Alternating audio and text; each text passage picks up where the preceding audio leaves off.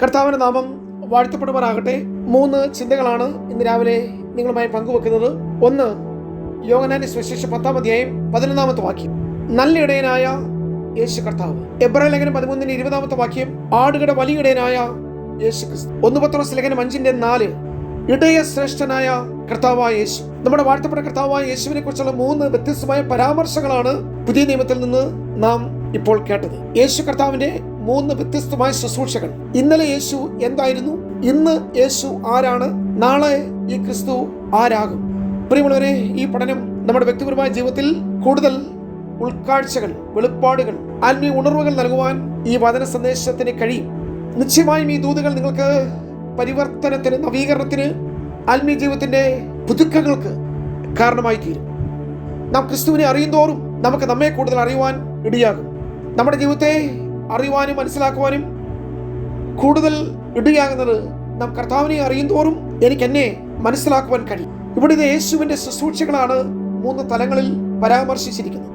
നല്ല ഇടയൻ, വലിയ ഇടയൻ, ഇടയശ്രേഷ്ഠൻ. അത് 3 വ്യത്യസ്ത കാലഘട്ടങ്ങളിൽ, സമയങ്ങളിൽ യേശു കർത്താവ് ചെയ്യാൻ പോകുന്ന ശുശ്രൂഷയുടെ 3 തലങ്ങളാണ്. ക്രിസ്തു നല്ല ഇടയൻ എന്ന നിലയിൽ തന്റെ ജീവനെ ആടുകൾക്ക് വേണ്ടി കൊടുത്തു. യോഹന്നാന്റെ സുവിശേഷം 10-11. ഞാൻ ഒന്നുകൂടി വിശദമാക്കാം. മനുഷ്യവർഗത്തെ രക്ഷിക്കുന്നതിന് വേണ്ടി യേശു നല്ല ഇടയനായി ക്രൂശിൽ തന്റെ ജീവനെ വെടിഞ്ഞു. അഥവാ ക്രിസ്തുവിന്റെ മരണത്തിന് മുമ്പ് നമ്മുടെ കർത്താവ് ആടുകളുടെ നല്ല ഇടയൻ ആയിരുന്നു. യോഹന്നാന്റെ സുവിശേഷം 10-ാം അധ്യായത്തിലെ പ്രമേയം നല്ല ഇടയനും ആടുകളും എന്നുള്ള വിഷയമാണ്. ഇടയൻ തന്റെ ശബ്ദം ആടുകളെ കേൾപ്പിക്കുന്നു. നല്ല ഇടയൻ തന്റെ ആടുകളെ അറിയുന്നു, പേർ ചൊല്ലി വിളിക്കുന്നു, അവയ്ക്ക് മുമ്പായി നടക്കുന്നു, ആടുകളെ സംരക്ഷിക്കുന്നു, കള്ളന്മാരുടെയും കവർച്ചക്കാരുടെയും കയ്യിൽ നിന്ന് വിടുവിക്കുന്നു, കുഴികളിലും കുരുക്കുകളിലും ചെന്നുപെടാതെ ആടുകളെ വഴി നടത്തുന്നു, ആടുകൾക്ക് മുമ്പായി നടക്കുന്ന ഒരു കൂട്ടം ആടുകളെ നയിക്കുന്ന ഇടയൻ. എന്നാൽ ഈ അധ്യായത്തിൽ യാതൊരു ഉത്തരവാദിത്വമില്ലാതെ, വിശ്വസ്തരല്ലാതെ, കേവലം കൂലിക്ക് മാത്രം ആടുകളെ കുറിച്ച് വിചാരമില്ലാതെ ജോലി ചെയ്യുന്ന കൂലിക്കാരെ കുറിച്ച് പ്രതിപാദിക്കുന്നു, കള്ളന്മാരെ കുറിച്ച് പറയുന്നു, കവർച്ചക്കാരെ കുറിച്ച് പറയുന്നു. എന്നാൽ ഞാൻ ഈ ഭാഗം പറഞ്ഞ് മുൻപോട്ട് പോകട്ടെ. കള്ള ഇടയൻ മരണം കൊണ്ടുവരുന്നു, എന്നാൽ നല്ല ഇടയൻ ജീവൻ കൊണ്ടുവരുന്നു. അത് നിത്യജീവനാകുന്നു. യേശു എനിക്ക് തരുന്ന ജീവൻ ആത്മീയ ജീവനാകുന്നു. ദൈവത്തിന്റെ സമൃദ്ധി നിറഞ്ഞ ജീവൻ. അത് സ്നേഹത്തിന്റെയും സമാധാനത്തിന്റെയും സന്തോഷത്തിന്റെയും ജീവനാണ്. യേശുവിന് മാത്രമേ അത് നൽകുവാൻ കഴിയുന്നുള്ളൂ. യേശുവിന് മുമ്പായി വന്നവർക്കാർക്കും ഇപ്രകാരം ജീവൻ നൽകി സ്നേഹിക്കുവാൻ കഴിയുന്നവരല്ലായിരുന്നു. യോഹന്നാന്റെ സുവിശേഷം 3:16 പറയുന്നു, തന്റെ ഏകജാതനായ പുത്രനിൽ വിശ്വസിക്കുന്ന ഏവരും നശിച്ചു പോകാതെ നിത്യജീവൻ പ്രാപിക്കേണ്ടതിന്. മരണമില്ലാത്ത ജീവൻ, മരണത്തിന് പിടിച്ചുപോക്കാൻ കഴിയാത്ത ജീവന്റെ ശക്തി, കല്ലറയ്ക്കോ പാതാളത്തിനോ മരണഭാഷകൾക്കോ ഒതുക്കുവാൻ കഴിയാത്ത ജീവന്റെ വ്യാപാരം. അതാണ് പ്രിയമുള്ളവരെ യേശു എനിക്ക് വേണ്ടി, നിങ്ങൾക്ക് വേണ്ടി നൽകിയ നിത്യജീവൻ എന്ന് പറയുന്നത്. പഴയ നിയമത്തിൽ ഇടയന് വേണ്ടി ആടുകൾ കൊല്ലപ്പെടുമായിരുന്നു, അല്ലെങ്കിൽ ഇടയൻ ആടുകളെ യാഗം കഴിക്കുമായിരുന്നു. എന്നാൽ പുതിയ നിയമത്തിൽ ഇനിയും ആടുകളുടെ യാഗം ആവശ്യമില്ല. ആടുകൾക്ക് വേണ്ടി ഇടയൻ യാഗമായി തീർന്നു. അതുകൊണ്ടാണ് യോഹന്നാന്റെ സുവിശേഷം 10-ാം അധ്യായത്തിൽ നല്ല ഇടയനെ കുറിച്ച് പറയുന്നത് പോലെ തന്നെയാണ് സങ്കീർത്തനങ്ങൾ 23-ാം അധ്യായത്തിലും യഹോവ നല്ല ഇടയൻ എന്നുള്ള ഒരു പ്രവാചക ഗീതം യേശു ക്രിസ്തുവിന്റെ ഭൂമിയിലേക്കുള്ള ആഗമനത്തിന് മുന്നോടിയായി ഈ സങ്കീർത്തനത്തിൽ വിവരിച്ചിരിക്കുന്നത്. അതുകൊണ്ടാണ് സങ്കീർത്തനം 22 വലിയ ഇടയനായ യേശുവിനെ ചിത്രീകരിക്കുന്നു, 23-ൽ നല്ല ഇടയനായ യേശുവിനെ ചിത്രീകരിക്കുന്നു, സങ്കീർത്തനം 24-ൽ ശ്രേഷ്ഠ ഇടയനായി നാം കാണുന്നു. എബ്രായ ലേഖനം 13-20 ക്രിസ്തു മരിച്ചവരുടെ ഇടയിൽ നിന്നും ഉയർത്തെഴുന്നേറ്റ് വന്നതിനാൽ അവന് വലിയ ഇടയൻ എന്ന പേര് ലഭിച്ചു.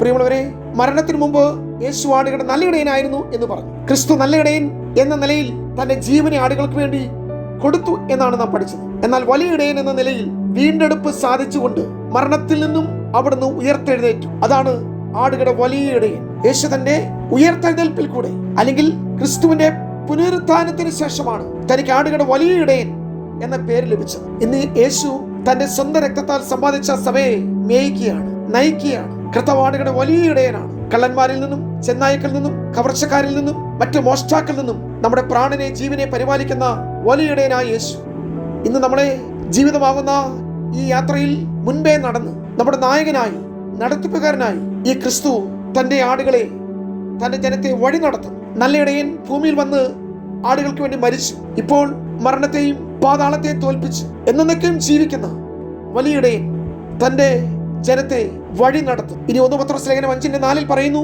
ശ്രേഷ്ഠ ഇടയൻ, ഇടയശ്രേഷ്ഠൻ പ്രത്യക്ഷനാകും എന്ന് പത്രോസ് അപ്പോസ്തലൻ പറയുന്നു. അപ്പോൾ തന്റെ ദാസന്മാർക്ക് പ്രതിഫലം നൽകുന്നു. നാം ഒരു കാര്യം അറിയുന്നു, ഇവിടെ നാം അനുഭവിക്കുന്ന കഷ്ടതകൾക്ക്, ക്ലേശങ്ങൾക്ക്, കണ്ണുനീരിന്, കഷ്ടപ്പാടിനെല്ലാം പ്രതിഫലം കിട്ടുന്ന ഒരു ദിവസമുണ്ട്. അതുകൊണ്ടാണ് അവിടെ കിരീടത്തെ കുറിച്ച് പറയുന്നത്. സന്തോഷത്തിന്റെ കിരീടം, വാടാത്ത കിരീടം, തേജസ്സിന്റെ കിരീടം, പൊൻകിരീടം. ഈ കിരീടങ്ങളൊക്കെ ഈ ഭൂമിയിൽ വിശ്വസ്തയോടെ കർത്താവിനെ സേവിച്ചതിന്റെ പ്രതിഫലം എനിക്ക് നിങ്ങൾക്കുമുണ്ട്.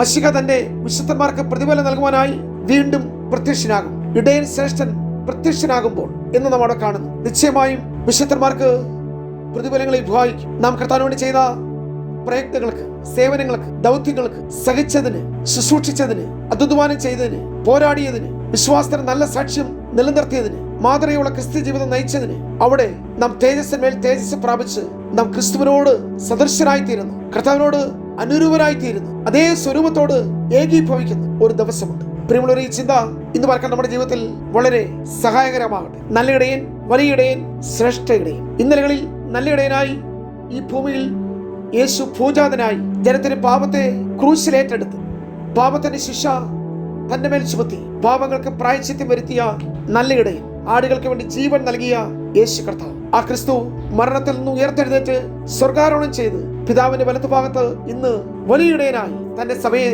നയിക്കുന്നു, നടത്തുന്നു. താമസമിന ഇടയ ശ്രേഷ്ഠൻ പ്രത്യക്ഷനാകും. അതിനുവേണ്ടിയാണ് മണവാട്ടി കാത്തിരിക്കുന്നത്. തന്റെ കാന്ത ഈ ഭൂമിയിൽ വാട്ടം മാലിന്യം ഒന്നുമില്ലാതെ തേജസ്സോടെ നിൽക്കേണ്ടതിനു വേണ്ടി കർത്താവിന്റെ പ്രത്യക്ഷതയെ സഭ കാത്തിരിക്കുന്നു.